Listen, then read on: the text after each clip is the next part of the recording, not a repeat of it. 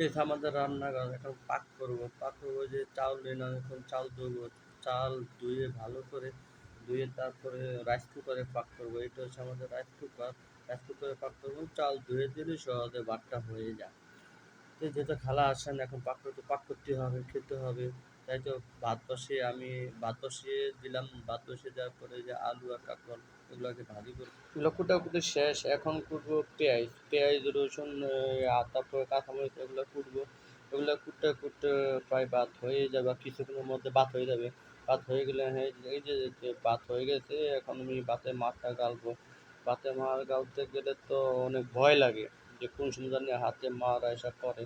তো যাই হোক ভাতে মারা গালছাম, এখন আমি সেই আমার আলু আর কাঁকরোল এগুলো ভালো করে ধুলাম, ভালো করে ধুয়ে এগুলো বসাই দিলাম। বসাই দেওয়ার পরে এই যে বন্ধু এই অবস্থা আছে এখন, এগুলো প্রায় হয়ে যাবে। এই যে অনেকক্ষণ, এটা আমার প্রথম ভিডিও বন্ধুরা, তোমরা সবাই জানো আসলে প্রথম ভিডিওটা কেমন হয়েছে, কোন জায়গায় ভুল হয়েছে। অবশ্যই এটা আরও একটু ভালো হতে পারতো, বাট আমি ভালো করতে পারি নাই। দেখো এটা কোন জায়গায় ভুল হয়েছে, ভুলগুলো আমাকে ধরিয়ে দিবে। আর পাকটা কেমন হয়েছে আমাকে অবশ্যই জানাবে। পাকটা ভালো লাগলে অবশ্যই আমাকে জানাবে বন্ধুগণ। আর আমার এটা কোন জায়গায় ভুল আছে তোমরা তো অবশ্যই বলবা। আর এটা যদি ভালো লাগে লাইক অ্যান্ড শেয়ার কমেন্ট অবশ্যই করবা, যাতে এরকম মানে আমি আরও ভালো ভালো আরও এর চাইতে আরও ভালো ভিডিও দিতে পারি।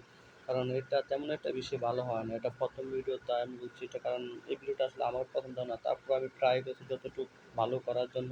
আমি চেষ্টা করছি বন্ধু তোমাদেরকে ভালো করে দেওয়ার।